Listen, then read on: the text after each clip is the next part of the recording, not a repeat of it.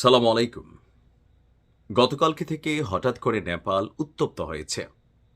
আমাদের যে তরুণ প্রজন্ম বা নতুন প্রজন্ম যাদেরকে জ্যানজি বলা হয়, এই শব্দটা এই মুহূর্তে বাংলাদেশের অনেক মানুষের কাছে অ্যালার্জি টাইপেরও একটা শব্দ। যাই হোক, আমাদের জুলাই আগস্ট অভ্যুত্থানের হিরো শহীদ আবু সাইদের যে দৃশ্য সারা পৃথিবী দেখেছে, সেই একই দৃশ্য আমরা দেখছিলাম ইন্দোনেশিয়া থেকে। কিন্তু মাঝখানে হঠাৎ করে আলোচনায় নেপাল। এখন কেন নেপালে গতকালকে একদিনে ১৯টি প্রাণ ছড়ে গেল? কেন নেপালের বিদ্রোহীরা বা জ্যানজিরা নেপালের যে পার্লামেন্ট ভবন সেইখানে ঢুকে গেলেন, আগুন দিলেন, এবং কি সর্বশেষ দেখামাত্র গুলি করার নির্দেশ সরকারের পক্ষ থেকে আছে? অলরেডি এই ঘটনাকে কেন্দ্র করে নেপালের স্বরাষ্ট্রমন্ত্রী, লেখক যিনি আছেন, তিনি পদত্যাগ করেছেন ১৯ জনের প্রাণহানির কারণে। এবার জ্যানজিরা প্রধানমন্ত্রীর পদত্যাগ চাইছেন। বিষয়টা হয়ে গেছে হুট করে একটা আন্দোলন, মানে হঠাৎ করে এটা সরকার পতনের আন্দোলনের দিকে ধাবিত হচ্ছে। আমি যখন এই নিউজটি করছি, রাজধানী থেকে শুরু করে কাঠমান্ডু থেকে শুরু করে নেপালের বিভিন্ন স্থানে ১৪৪ ধারা এবং শুটেড সাইট সরাসরি গুলির নির্দেশনা দিয়েছে সরকার। কেন আসলে হঠাৎ করে এই ঘটনাটা ঘটল? নেপালে দুর্নীতি বন্ধের দাবি এবং সামাজিক যোগাযোগ মাধ্যমের উপর নিষেধাজ্ঞার প্রতিবাদে তরুণদের নেতৃত্বে একটা বিক্ষোভ কর্মসূচি ছিল গতকালকে। গেল কয়েকদিন আগে নেপালের সরকার সিদ্ধান্ত নিয়েছিল social media platform like Facebook, YouTube, x, এই জিনিসগুলো সরকার বন্ধ করবে। তো এরপরে কিন্তু সেগুলা সাময়িক বন্ধ করে দেওয়া হয়েছে। সেখান থেকে ক্ষোভের জায়গাটা, কারণ হুট করে যদি বাংলাদেশে হঠাৎ করে ফেসবুক বন্ধ করে দেয়, সরকারের বিপরীতে মানুষ দাঁড়াতে ৫ মিনিট লাগবে, কারণ এটাকে নির্ভর করে অনেক ধরনের আয় উপার্জন, মানুষের প্রতিবাদ, সামাজিক কর্মকাণ্ড। এই মুহূর্তে এটা লাইফের অবিচ্ছেদ্য একটা অংশ।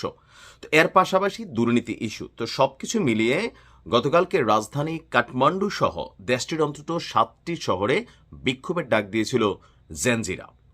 তো বিক্ষোভটা প্রথম দিকে শান্তিপূর্ণ কর্মসূচি থাকলেও সেখান থেকে হঠাৎ করে এটা রায়টে পরিণত হয়।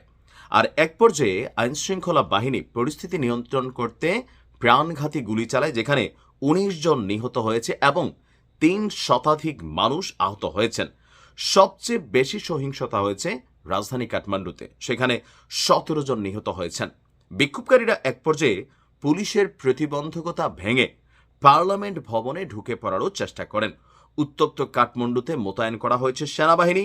নতুন নিয়ম নীতি মেনে চলতে ব্যর্থ হওয়ার কারণ দেখিয়ে ২৬টি সামাজিক যোগাযোগ মাধ্যমের প্ল্যাটফর্ম এবং বার্তা আদান প্রদান অ্যাপসের উপর নিষেধাজ্ঞা জারি করে প্রধানমন্ত্রী পি.কে. শর্মা ওলির নেতৃত্বাধীন নেপাল সরকার।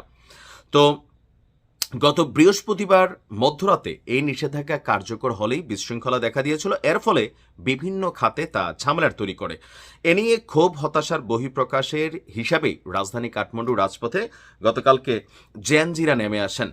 তবে এই বিক্ষোভের পেছনে সরকারের বিরুদ্ধে অসন্তোষও কাজ করছে এবং কি সরকার পতনের একটা নীল নকশাও কাজ করছে, দাবি হচ্ছে সরকারের। বিক্ষোভকারীরা পুলিশের প্রতিবন্ধকতা ভেঙে পার্লামেন্ট ভবনে ঢুকে পড়ার চেষ্টা করলেই সংঘর্ষের মূল জায়গাটা শুরু হয়।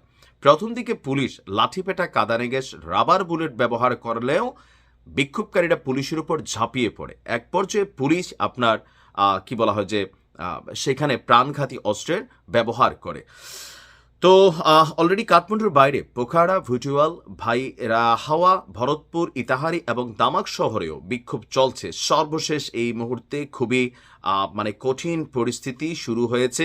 এখন থেকে আপনার শুটেড সাইট অর্ডার আছে। তবে নেপাল সরকার খুব শক্তভাবে এই জ্যানজিদের যে বিক্ষোভ সেটাকে প্রটেস্ট করার ট্রাই করতেছে, বোঝাই গেছে। এখন সেনাবাহিনী, পুলিশ সহ আরও বিভিন্ন সংস্থাকে কঠোর নির্দেশনা দেওয়া হয়েছে, কারণ তলে তলে সরকার পতনের পরিকল্পনা, লাইক বাংলাদেশে যেমনটা দেখেছে, এই জায়গা থেকে জ্যানজিরা যেমন উদ্বুদ্ধ হয়েছে, ক্ষমতাসীন সরকারগুলা টেনশনে পড়ে যে এই আন্দোলন কখন সরকার পতনের আন্দোলন হয়েছে। অলরেডি প্রধানমন্ত্রী শর্মার বিরুদ্ধেও পতনের দাবি তুলেছে আপনার জ্যানজিরা। আজকে নেপালে অনেক কিছুই ঘটতে পারে।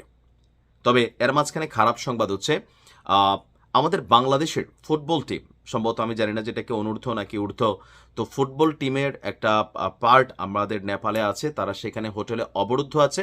সো আমরা আশা করি নেপালের জেনজিরা বা নেপালের সরকার আমাদের ফুটবলারদের নিরাপত্তা দিবে।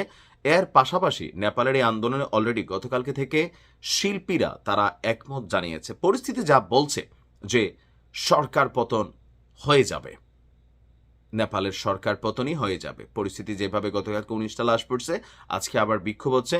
তবে সোশ্যাল মিডিয়া প্ল্যাটফর্মে সরকার এই নিষেধাজ্ঞা যখন দিছে সেটার ইফেক্টটা বড় আকারে দেখা দিছে, বিশেষ করে আয় রুটি উপার্জন, পাশাপাশি পরিবারবর্গের যারা দেশের বাইরে থাকে তাদের সাথে কথোপকথন, মানে এগুলো তো একটা বিশাল একটা ইফেক্ট তৈরি করে ফেলছে।